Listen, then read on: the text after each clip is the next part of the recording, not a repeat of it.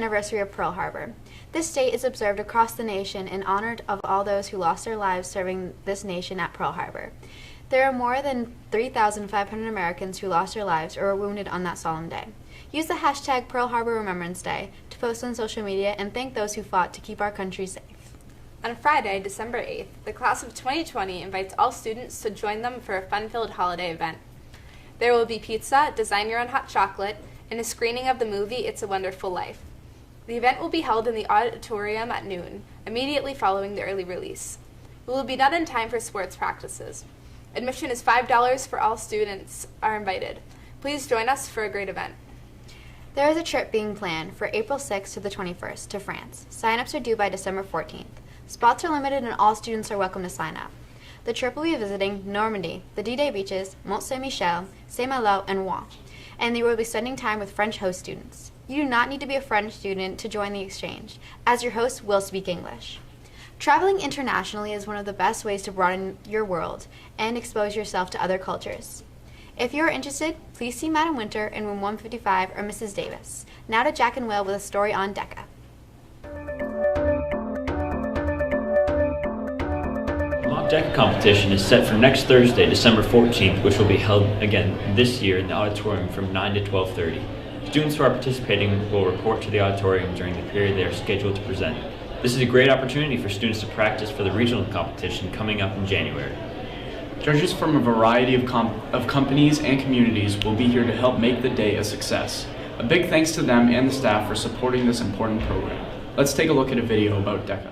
And so what we look to do actually when kids are looking to do their projects, we want them to be passionate about what they're doing, right? So that they are excited about their project, whether it is advertising or whether it is more of a finance campaign or within hospitality or fashion.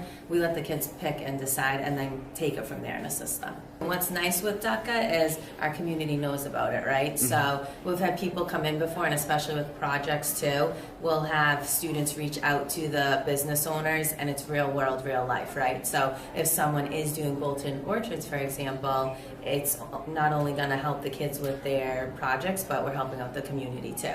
With DECA, really, we just want to promote and tell the students, it's a great way to be able to learn about business. I always tell all my students in my classes, regardless of what you go into, whether it's college or a trade, learning the business skills, there's transparency. It can be applied to anything you do. So it just really gives you, again, those real world skills to be prepared with life after Neshoba. We really did a lot of promotion with last year. Was our Best Buddies one. So the Best Buddies did food trucks, and it was a really unique idea. They came and presented. We made t-shirts.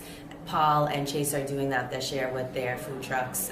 This year they're going to do roller coasters and amusement parks. So that was a really neat one. I had the opportunity to go to nationals too, so that was unique in that two of the groups there, one did a project on a women's hockey team, which is an everyday thing, and also another one was a community service project, so it was about her experience going to Africa.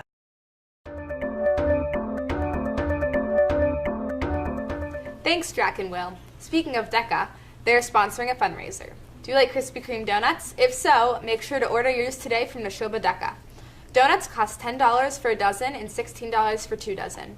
Forms can be picked up from Mr. A's room 220 or off the DECA bulletin board across from the fishbowl. Forms are due by Friday, December 15th, and will be available for pickup after school on Monday, December 18th. Purchase your donuts today to help Neshoba DECA. The Jackson Effie Coffee Cabin in Lancaster is a 4-minute drive from the high school. They serve delicious local coffee and have a very welcoming staff. They are open Monday through Saturday, open until 3 Monday through Friday, and open until 2 Saturday. Check them out the next time you're free. Neshoba has been challenged to the Martin Luther King Jr. Service Project competition presented by the MIAA. MLK once said, "Life's most persistent and urgent question is, what are you doing for others?" Each year, Americans across the country answer that question by coming together on the King holiday to serve their community. The MLK Day service is part of the United We Serve, the President's National Call to Service initiative.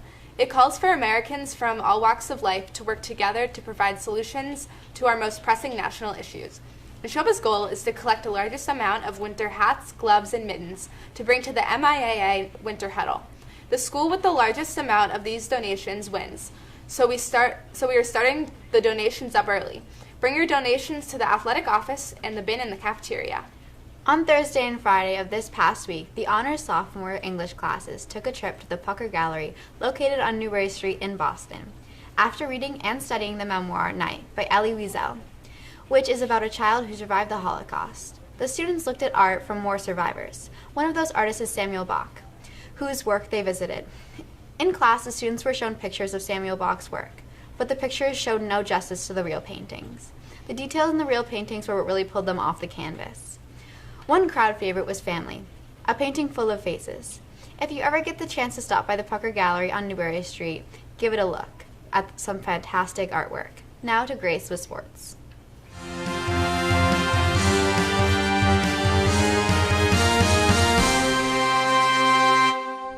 Last Saturday, the Neshoba football team faced Melrose at Gillette, losing 23-0 in a crushing game for the Chieftains. Quarterback Sam Belinsky was injured in the first quarter and is recovering from a broken fibula.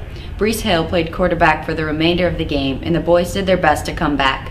They should be proud of the game and all of their accomplishments this season. Not many teams can boast playing in the Super Bowl at Gillette Stadium. We wish Sam a speedy recovery. Winter sports is underway, and many of our teams are practicing, scrimmaging, and getting ready for the regular season. The boys and girls indoor track teams have their first meet Saturday versus Westboro at Fitchburg High School. We wish them good luck to the start of their season. This past Sunday, the boys basketball team had a scrimmage against Hudson, which they won. Their next scrimmage is tomorrow in Lowell at 7 p.m. Starting off this season for the team will be challenging with the absence of Justin Pierce, who will not be on the court for the first couple of games due to an injury. Many seniors are stepping up and filling in the gap. Swim and dive have their first meet at Holy Cross today after school. Good luck to all.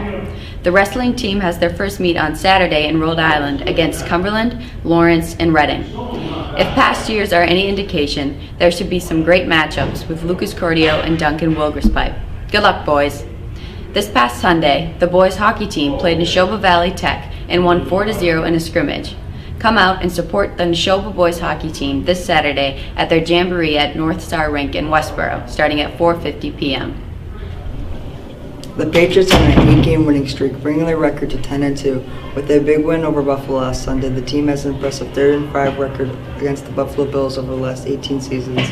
With 4 games left to play in the season, it looks like they're going to the AFC East Finals for the 14th time out of 15 seasons. The Pats will be playing the Steelers during Week 15, and if they win that game, it could decide the number 1 seed in the AFC playoffs. If you're a Patriot fan, get ready for an exciting December.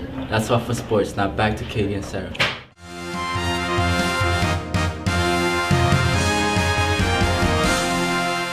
Thanks to Grace, Vinny, and LJ for that news update.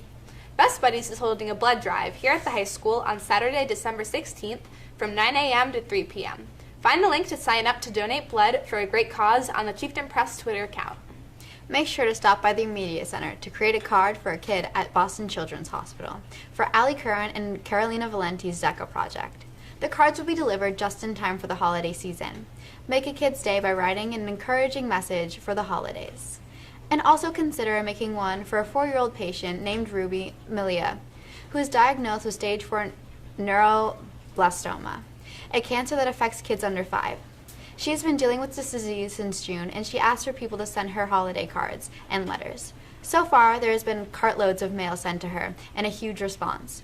If you want to send Ruby mail, she is staying at the Floating Hospital for Children at Tufts Medical Center in Boston. The address is on the Chieftain Press bulletin board. Each month, the Bulletin Bean has new artwork by the local community. This month, check out Randy Patterson, one of the Bulletin Bean's owners, displaying his own wood-burning art collection. Make sure to check out the new artists each month. Now to a few national stories. Michael Flynn has pled guilty to one account of lying to the FBI.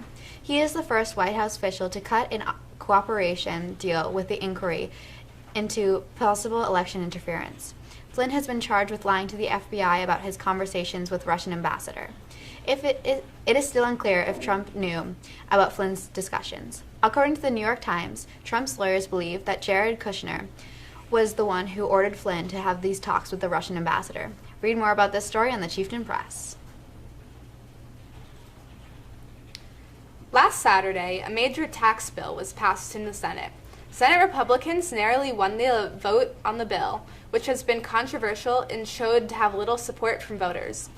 The bill was seen to lower corporate tax rates, yet only on a temporary basis for individual citizens. Another bill was introduced into the House with the hope that the combination of the two bills will be able to pass on the White House before Christmas, even though many Democrats and Republicans alike continue to oppose it. Now to Alex with an update on Puerto Rico.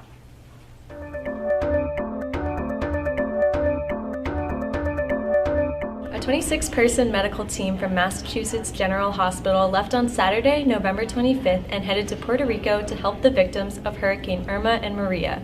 The team is made up of 15 nurses, 4 nurse practitioners, 5 doctors, 1 physician assistant, and 1 logistics and security staffer. The team will work on the island for 16 days, where they will help with the continued disaster relief and provide medical care to those in need. Anyone who is interested in donating to support the medical team's efforts can find a link on the Chieftain Press website at www.nvoad.org/howtohelp/donate. Back to you, Katie and Sarah.